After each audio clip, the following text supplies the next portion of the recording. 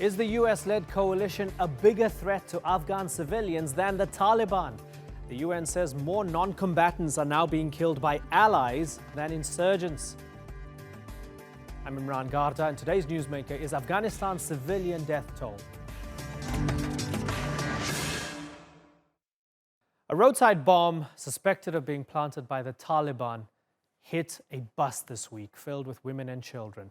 Dozens died. It's the kind of news you'd think could give the US the moral high ground during peace talks in Doha, but it probably won't. A new UN report says coalition forces are responsible for more civilian deaths this year than the Taliban, 717 compared to 531.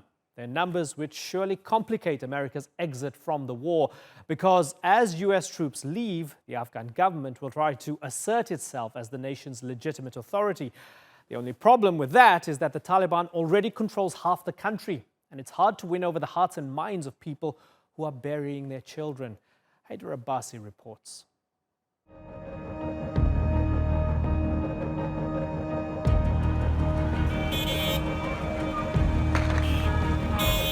It seems there's no place to hide in Afghanistan.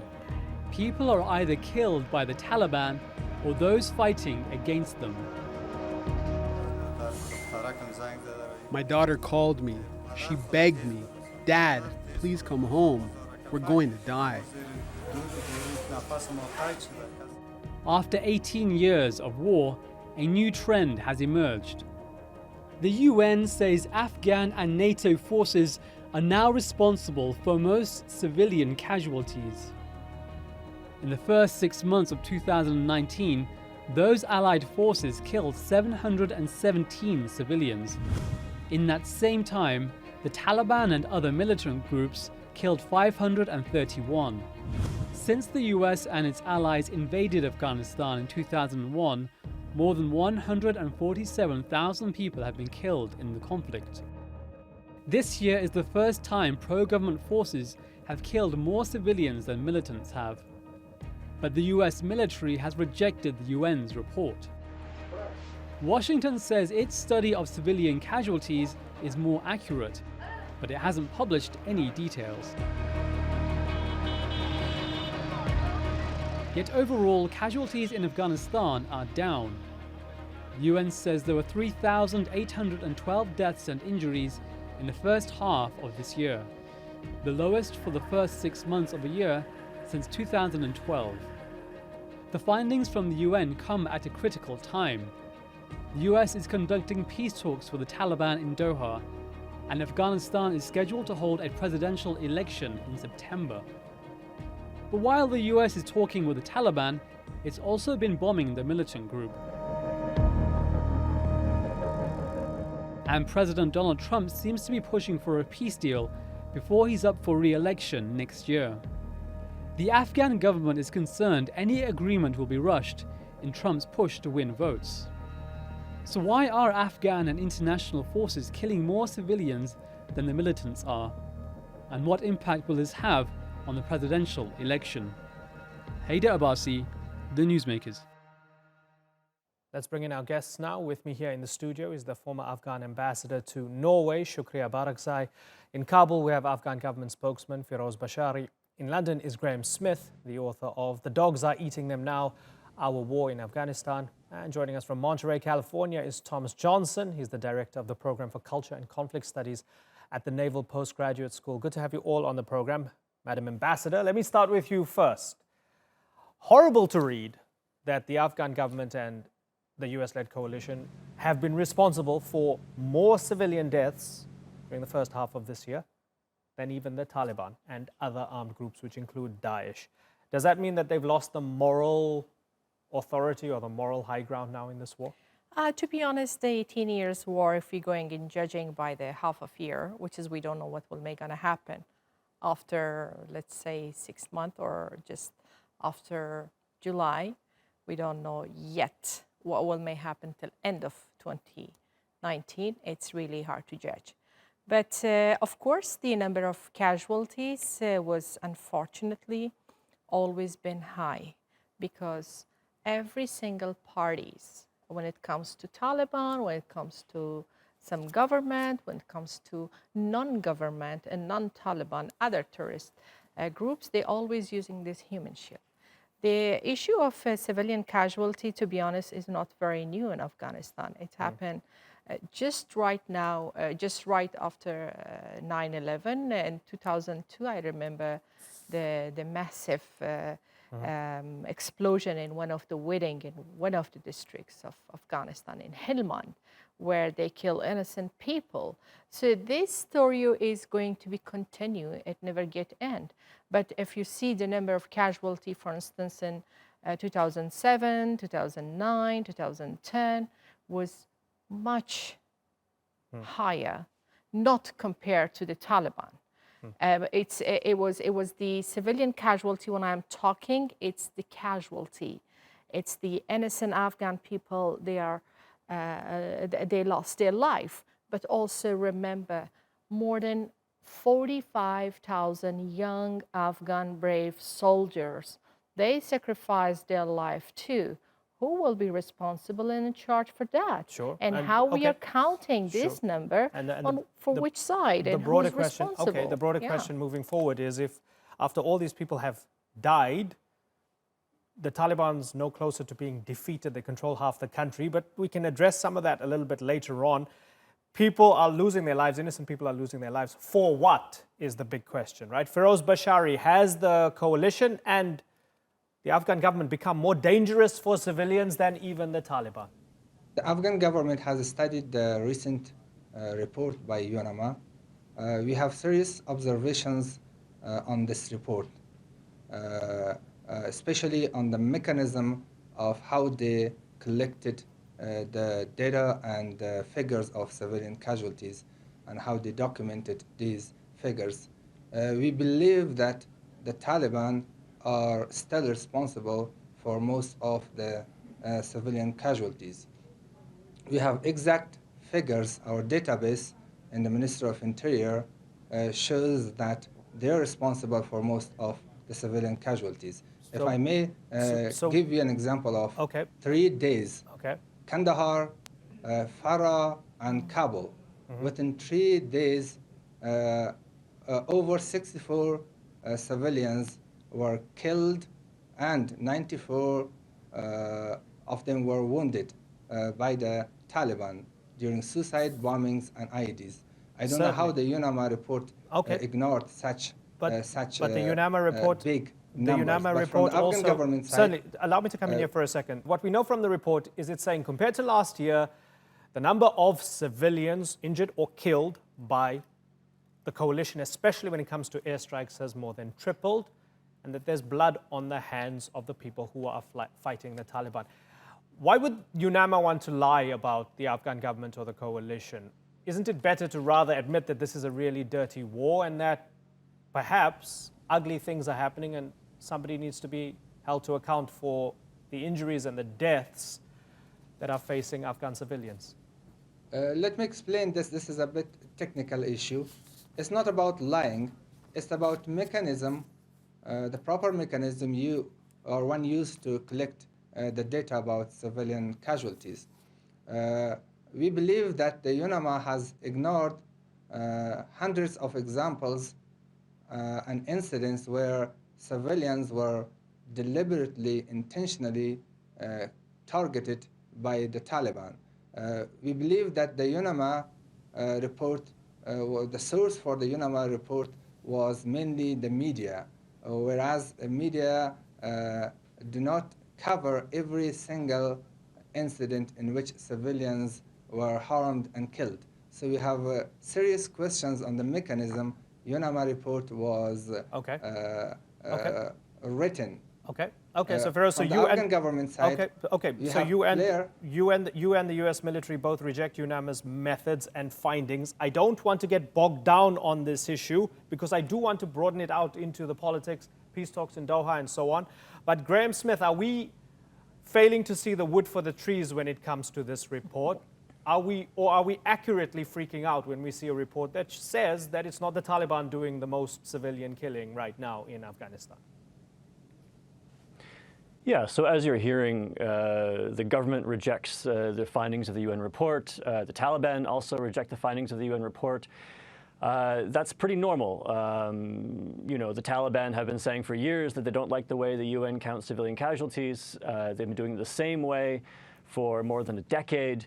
It's become a world-leading model. So the United Nations likes the way that it counts civilian casualties so much in Afghanistan, with 3 independent sources for every single incident, that they've started using it around the world. And it is the gold standard for counting civilian casualties.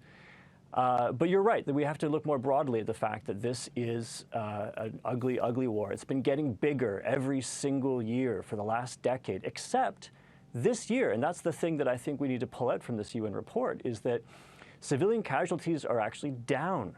Hundreds of people have not died in the conflict this spring, partly because there is ongoing diplomacy now between the United States and the Taliban, with an aim of trying to bring the war to an end. So, you know, it is actually a silver lining to what could have been quite a disappointing report. Okay, Thomas Johnson, I'm going to bring you in a second, but I just wonder, I want to get a quick word from Feroz on one part of the UNAMA report, which says that casualties overall have dropped 27% in 2019. That's what Graham pointed out. So, do you reject the one part of the report but accept the other part of the report? Well, it's not about rejecting the part. You were suggesting to UNAMA to go for the proper and right mechanism to help them be more transparent and credible in the report. Yes, there has been 27% decrease, which is a good news. It is because the Afghan government is a responsible government. We have the right policies and mechanisms in practice to prevent civilian casualties. His Excellency the President, in his every security meeting, is emphasizing on prevention of civilian casualties. That's a red line for the government and for the President. We are doing utmost to prevent civilian casualties. But it is the Taliban using civilians as human shields. They are fighting Afghan national security forces from within mosques, schools, and hospitals. And we have many examples, such examples, to prove that civilians, children, and women were used as human shields by the Taliban during fighting. Thomas, this is against I want to bring in Thomas any Johnson. war standards. Okay. Thomas Johnson, is Feroz right? No, I don't believe he is. I think we're missing the major dynamic here. I agree with Graham Smith that UNAMA and the United Nations in general has a very good methodology for counting civilian deaths.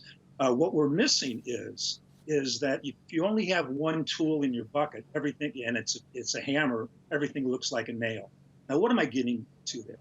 If you take a look at the civilian deaths over the last couple of years, you'll see there's a high correlation that in the last 3 years, the United States has dropped more bombs on Afghanistan and relied more on air power. Now, there's never been a counterinsurgency in the history that has been won by air power.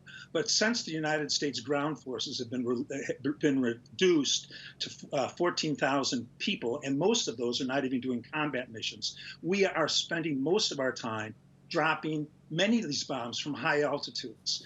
And both insurgency and coin theorists like to say that an Afghan is everywhere and nowhere. That's to suggest that even though the Taliban, in a report suggested today, is controlling or contesting well over 60% of the land, they don't have to hold land. They're constantly on the move. So it's very difficult. It's not like after we invaded, in October of 2001, where we caught the Taliban and Al-Qaeda on the Shamali plains, where we could drop with 50,000 men. They were out in the open. The Taliban travel in small groups and in hidden areas. And airstrikes are an extremely ineffective way of defeating an insurgency. That, on top of the notion that the Afghan Air Force is not very good. So I think that's the broader issue. There's a strong correlation between the number of bombs that we dropped and the number of air casualties, civilian casualties. And like I said, over the last 3 years, we dropped more bombs than any time of the war. Shukriya Barakzai, Cigar came out with some fascinating statistics. And this data shows that the military and police forces' strength numbers of the Afghan forces has fallen to the lowest level that it's ever been since, well, not ever been, but since 2015.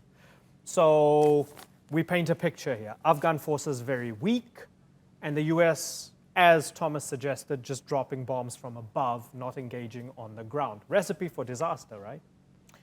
Well, first of all, allow me to say that the Afghan National Security Force are not weak.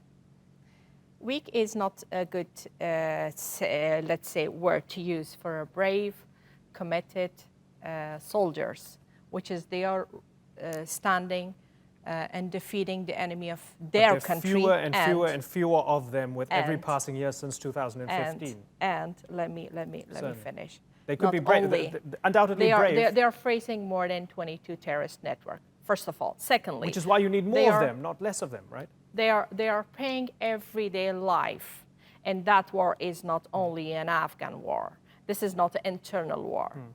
Afghanistan never sent any kind of or any sorts of invitation for any country to come. This is they came.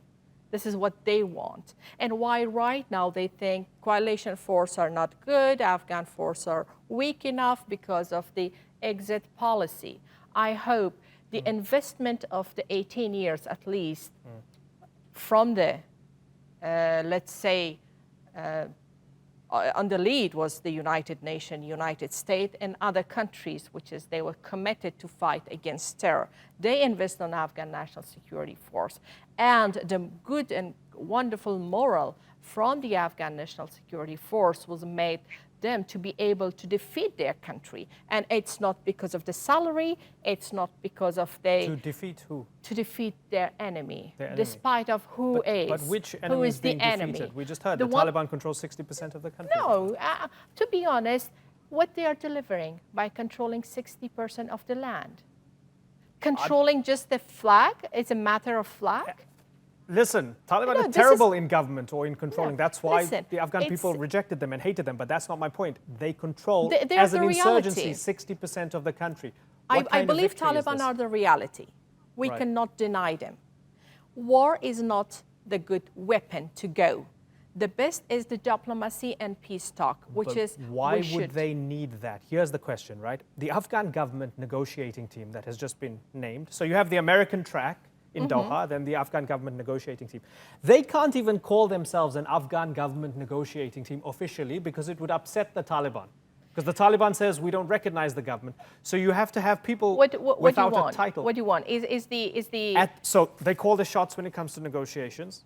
And then secondly, they're scooping up... Who's playing bad? Who's playing bad in this game? They're getting more and more land while the talks go on. Why would they need a resolution? No one can give me any kind of statistics. How many schools are open where the Taliban are controlling the areas? That's the scary thing. How many hospitals? How many hospitals all delivering the service? But there's Madam Ambassador, I think you're confusing me saying that the Taliban's controlling 60% of the land with me saying it's better than the Afghan government controlling that land. I'm not saying that. When it comes they to don't control, like women in school. They don't know how to run the place. They run a terrible theocracy. It's bad. When it comes to control, but why would you? It means they are responsible for the 60% of the country. How do you see it as victory? According to the report.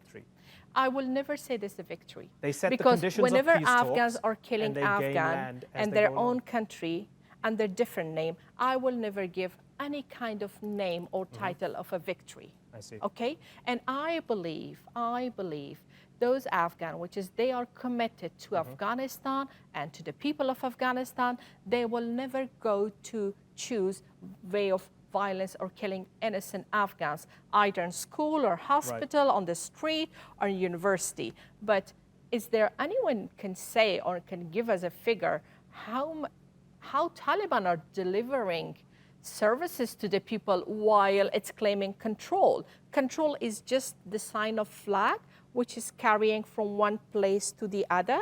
No. We are also sure the government also have But there's nobody giving those people the services. Therefore, there's no government control over those places. You don't know. They are taking money from the people, from those poor families, either asking their sons, if it's young, or money. So they don't have a choice. Either they will kill them. Feroz Bashari, why should we have any optimism? Let me add something. Why should we have any optimism that anything good can come out of Doha, or anything good could come out of the Afghan delegation speaking directly with the Taliban? Well, we believe we had good conversation with Ambassador Khalilzad here in Kabul in his stay for 9 days in Kabul, and we discussed all steps in details. So we believe we will have something good out of the Doha talks. But Okay. still up to the Taliban. But whether what does they that mean? respect You say the you will believe of you the had people good of talks. Afghanistan or not. What does that mean? There are talks. What Yes, does that Ambassador actually mean? Khalilzad was here in Kabul. Understood, but what does it mean? Tell me something Well, that came out of we it. have discussed, well, the formation of the negotiation team from the Afghan side is a big news. We have just announced 15 people as part of this delegation to go and talk to the Taliban directly and represent Afghanistan in these talks. I want to add something to your previous conversation that Afghan forces are not weak. They are strong, stronger than ever before. They can go after the enemy anywhere they want. Only in 4 months, Do you accept Afghan that they forces are, has, the have numbers are at the broken- lowest level since broken 11 2015? prisons. Do you accept that the numbers are at the lowest level since 2015? Let me finish this. Afghan forces have broken 11 prisons over the past 3 or 4 months and released innocent people held captive for years by the Taliban. In 5 months, we have retaken 3 districts from the Taliban, held several years by them. Taliban now control only 22 districts out of 400. Do you accept it that means the they control Taliban less than controls 60% of your landmass? No, they only control 22 districts. 22 out districts of 400 as districts. official out of 400. Means- Do you accept that the Taliban Yes. controls? Listen, I'm sorry, but Feroz, it sounds as Yes. if I'm speaking to a spokesman who is devoid of any objective, rational view of this. 22 out of 400 districts. Yes, fact, noted. Do you accept that the Taliban Yes, this is what our controls president 60% said in his of interview the with you, country, of with your the landmass? outlet. Do you accept that the Taliban controls 60% of the The land number- of Afghanistan?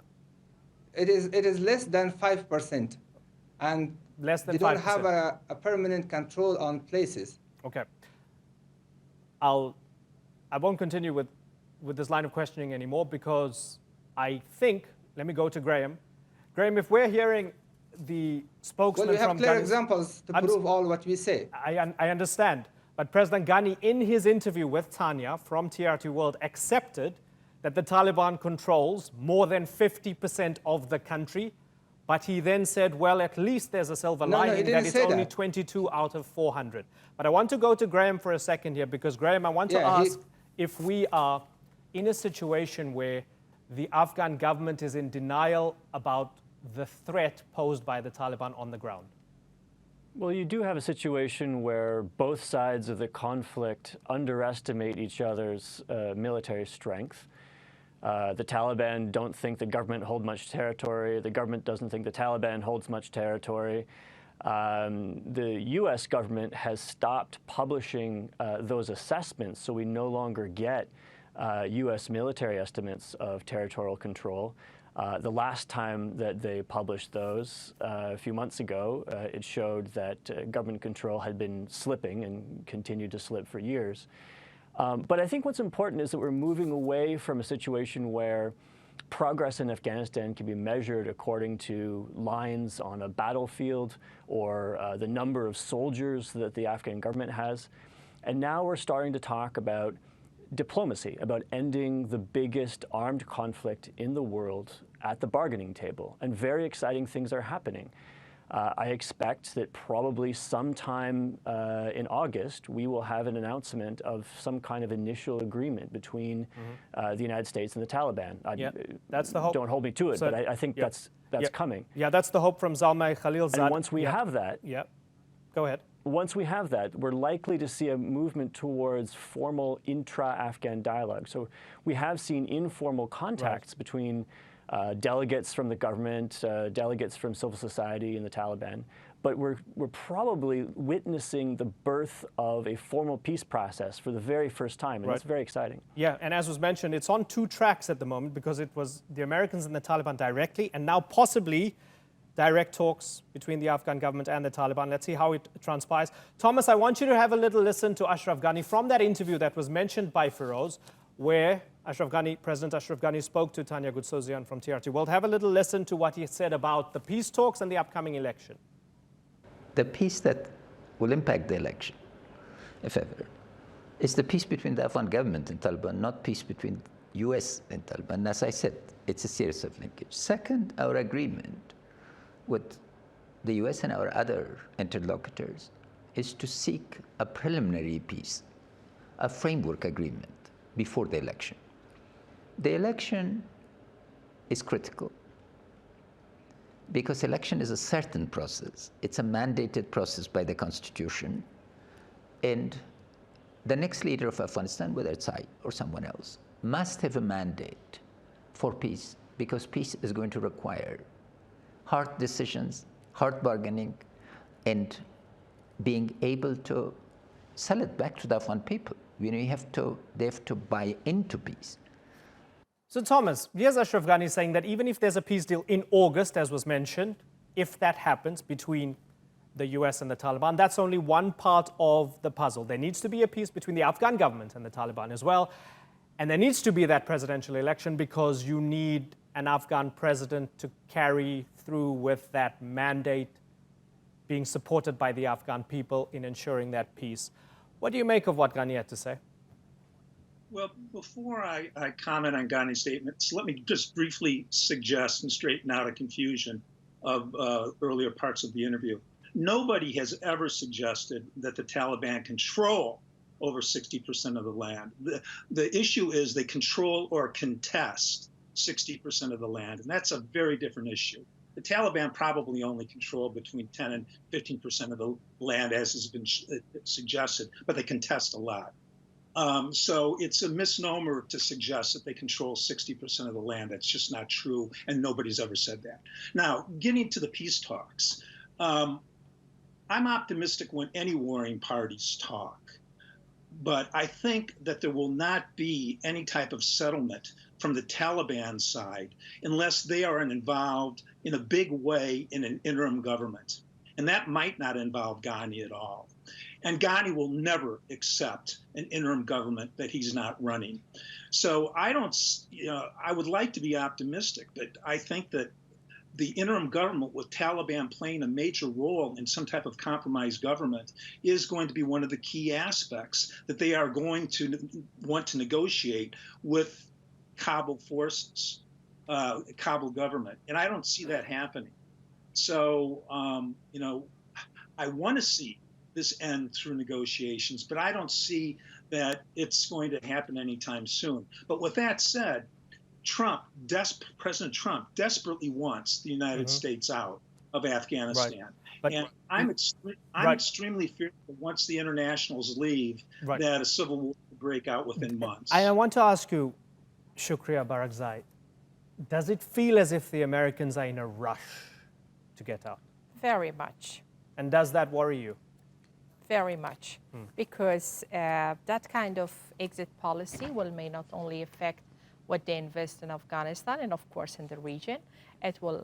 They will pay back. This is what happened when there was a Cold War, and after late 80s, their hands they wash and they say it's done, but they came back in 2000. From my point of view, peace is not anymore a choice for us that we should go and say we will dealing with or not. Peace should be the top priority because Afghanistan and Afghans wants peace. This is, I hope everyone should understand. It's not because of President Trump, it's because what the Afghans were asking and seeking for very long, this peace. Although it was a one-way road as early as it started technically in 2004, but luckily in 2019 we are willing to have like a two-way road that there should be some ceasefire from both parties, which is that that how should work. And of course, I like the United Nations also to support justice, because peace without justice would not make sense. This is very, very important. For the President Trump policy and exit policy, to be honest, I have no clue to what to say, because this is the American politicians and lawmakers. They should think, and the think tank, that how they will let unfinished job. But when it's going to be finished, this is also a big question mark. And how they're going to deal with Daesh and IS later on, where if they think Taliban is just gone. And I believe the new version of Taliban, as Taliban was the new version of Mujahideen in their own time, 20 years back from now. So things are going to be happen. But one thing is changed a lot, and I hope everybody should understand. This is the Afghanistan and the Afghan nation. This Afghanistan is way different than Afghanistan was when the Taliban ruling Afghanistan or when the American invasion started in Afghanistan.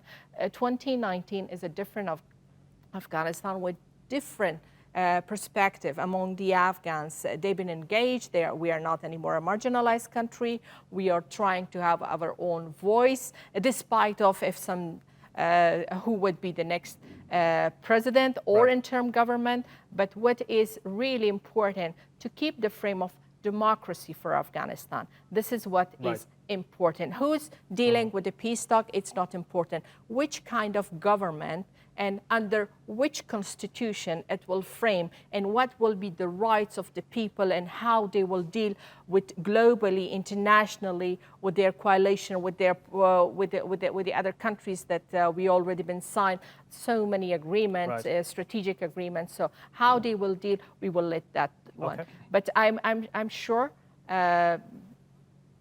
war is not end.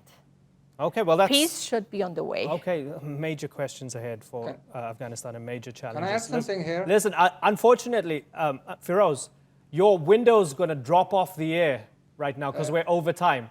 I would love to have you back on the program, and I sincerely appreciate you coming onto the program. Firoz, Graham, Thomas, and Shukriya Barakzai, I thank you all for joining us here on the Newsmakers.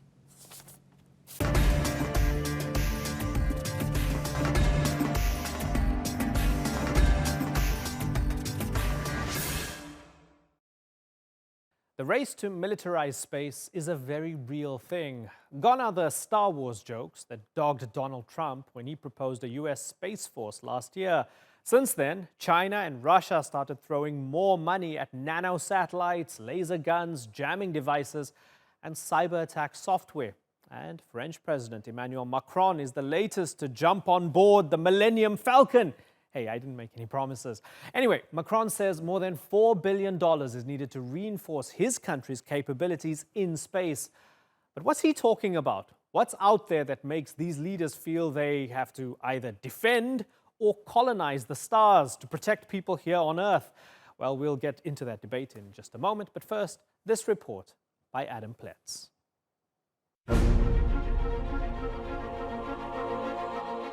A long time ago, in a galaxy far, far away. Actually, right here, right now, on our planet, leaders of some of the most powerful countries are talking space. Talking, no less, about weaponizing it. In July, French President Emmanuel Macron announced the establishment of a space command. La nouvelle doctrine spatiale militaire qui m'a été proposée par la ministre et que j'ai approuvée permettra d'assurer notre défense de l'espace et par l'espace. Nous renforcerons notre connaissance de la situation spatiale. Nous protégerons mieux nos satellites, y compris de manière active. That followed a similar announcement by the US President last year. I'm hereby directing the Department of Defense and Pentagon to immediately begin the process necessary to establish a Space Force as the sixth branch of the armed forces. That's a big statement. And some military leaders agree that space is now a battlefront. Space is one of our vital national interests in the sense of our use of space, our operations in space, and it is becoming a contested war-fighting domain, and we have got to adapt to that reality. The Pentagon's Defense Intelligence Agency released a report in February saying China and Russia are developing space weapons such as anti-satellite missiles. Other countries, including India, North Korea, and Iran, have military space programs.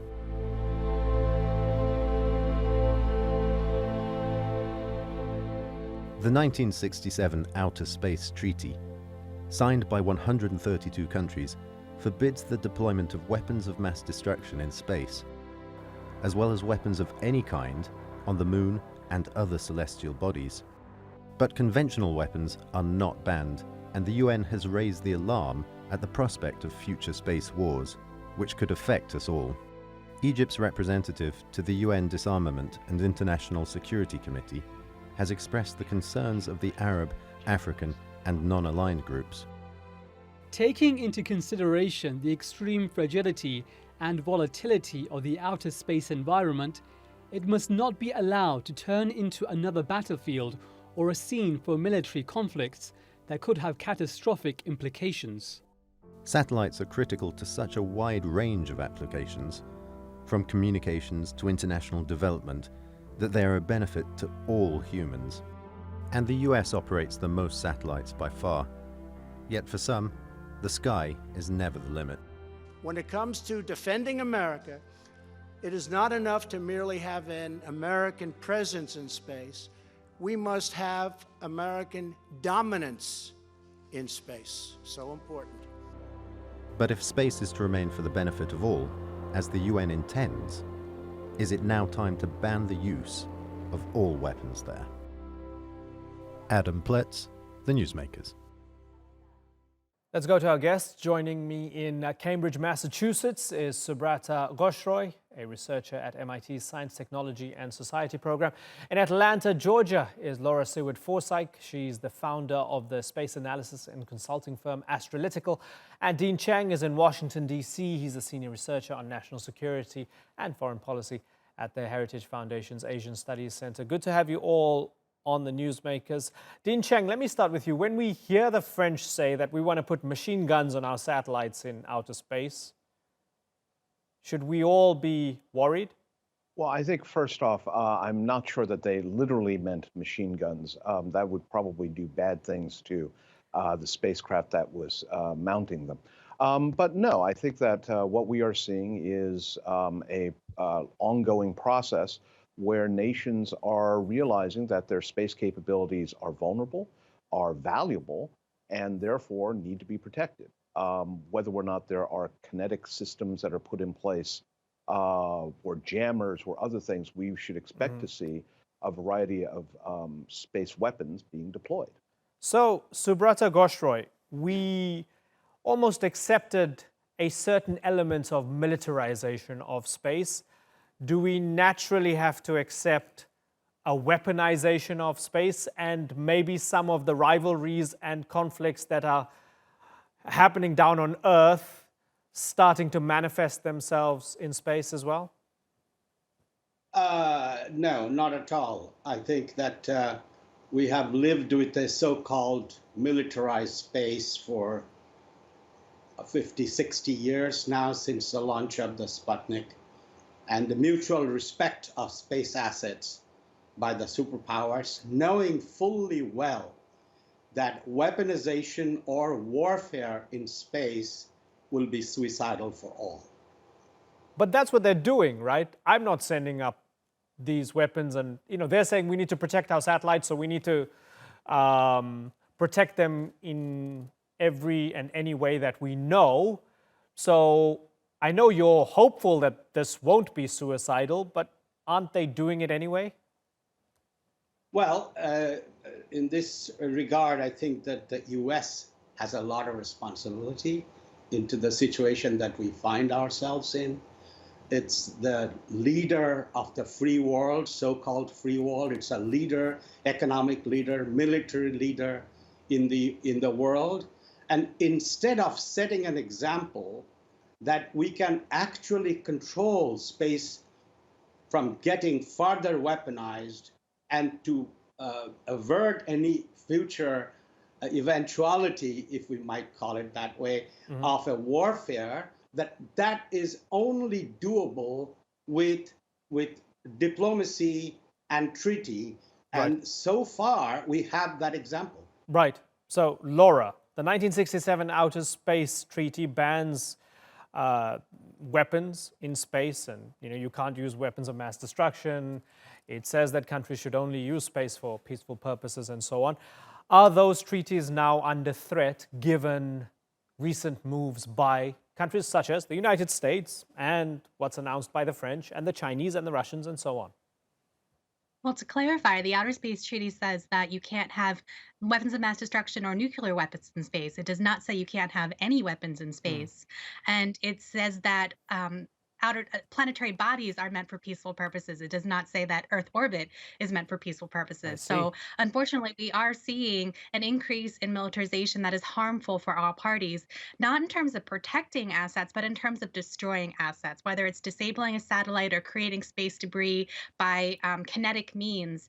Those are harmful not only to the adversaries that are being targeted, but also to the entire global population that uses the orbital space of Earth. And unfortunately, we're going to continue to see more and more of these anti-satellite tests and demonstrations until there is leadership put in place to take a stance against them. Right. Okay. So, Dean, let me be the simpleton here, because I am. So we know that space is used in order to wage war on Earth. We know that satellites are very useful and so on, right? They help countries war on Earth. And give them maybe a qualitative advantage. But how would you actually find countries fighting each other in space? How does that play out? Is it just taking out each other's satellites? Is there anything beyond that? Well, there's a great deal. I mean, obviously, a lot of this at this point is still conjectural, since nobody's actually fought a war in space.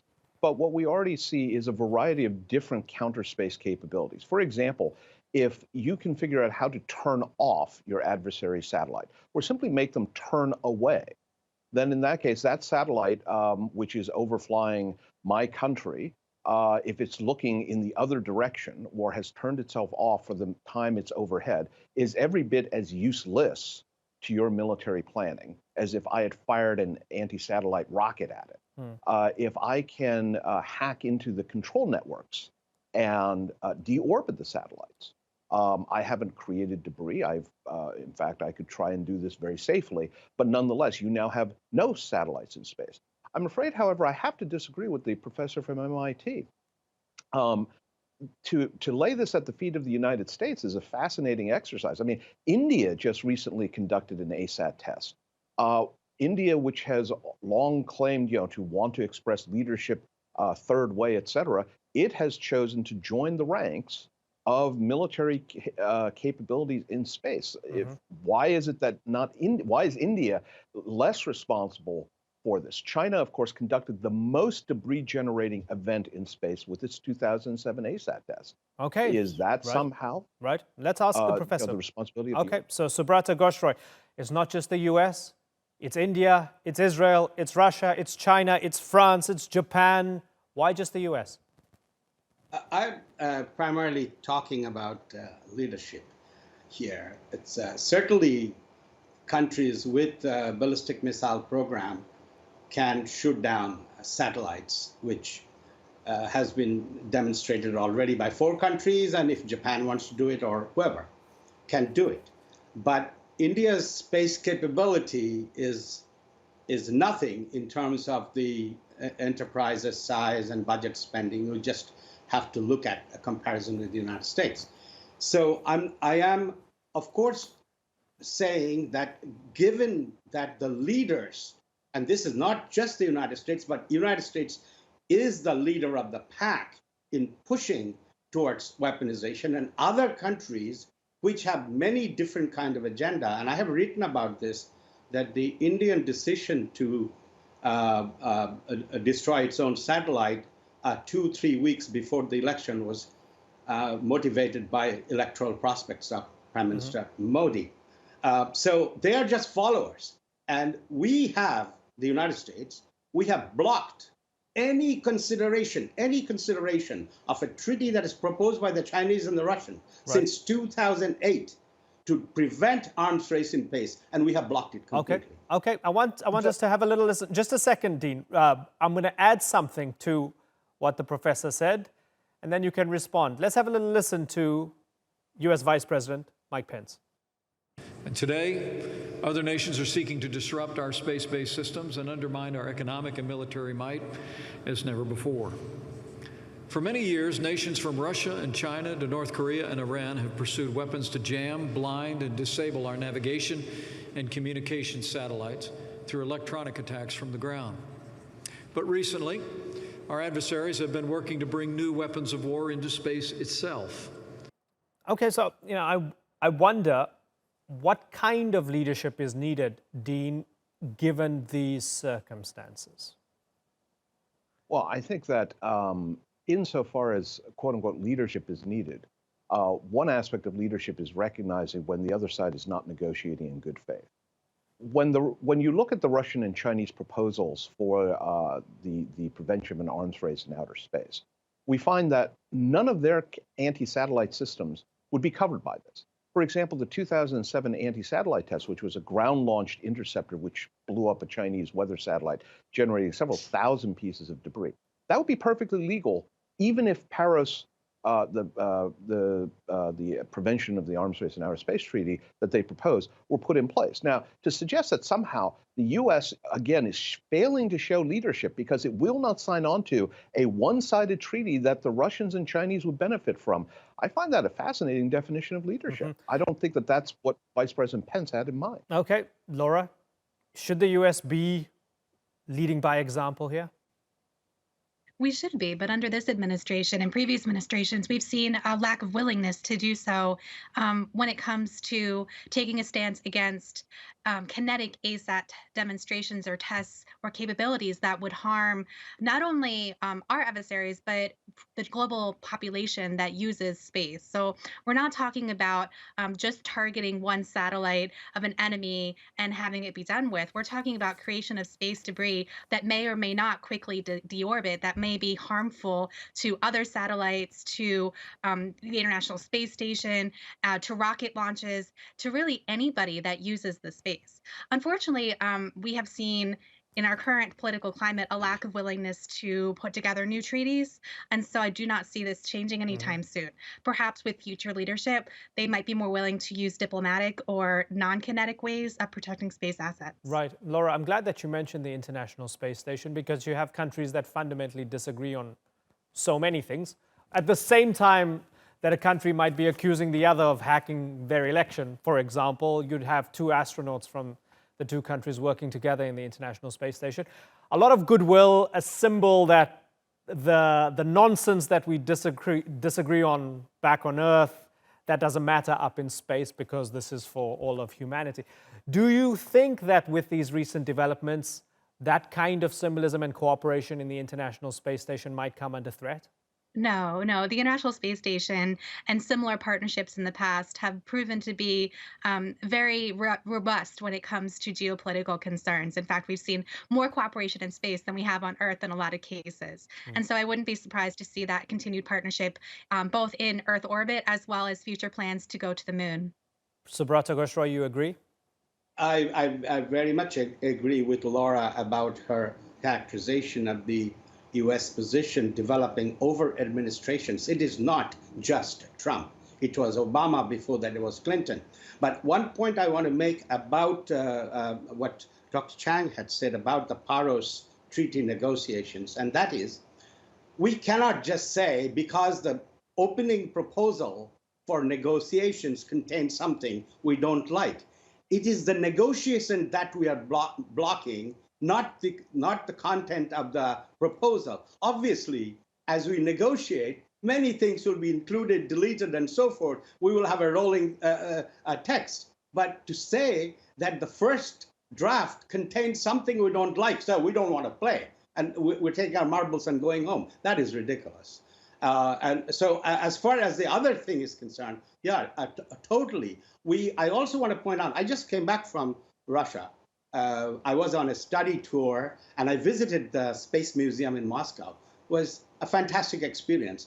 And then I come back, and I was watching television, and Frank Borman there was a clip from the '69 Borman going to Cornell and getting heckled after the moon landing, and he was received so warmly by the Russian people when he went. And the space program, the civilian space program, has been a superb example of international cooperation. As we know, without the Russian cooperation, we can't service the ISS right now. Dean Cheng? Well, I think it's interesting to consider that the reason the Russians are on the International Space Station today is precisely because of the end of the Cold War. Had the Cold War not ended, it is very difficult to imagine that there would be a US-Russian partnership along with Canada and Japan and all these other countries. So far from space being the leading indicator, space is arguably the trailing indicator. Now, at the moment, US-Russian relations are cooling down, but there is still cooperation. But if, and certainly no one I think wants to see this, there were a return to a very frigid state of US-Russian relations, the fate of the ISS could become more problematic. And let me note here that Vladimir Putin and other Russian officials have now talked about raising the cost of taking astronauts to the ISS, accusing non-Russian crew people of actively trying to sabotage the ISS. So I'm afraid that space reflects what happens on Earth rather than being independent of it. Laura Seward, Forsyth, Subrata Ghoshroy, and Dean Cheng, good to have you all on the Newsmakers.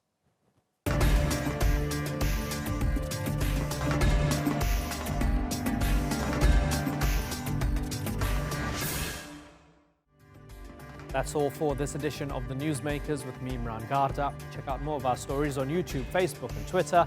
Remember to like, follow, and subscribe. Until next time, thank you for watching. Bye-bye.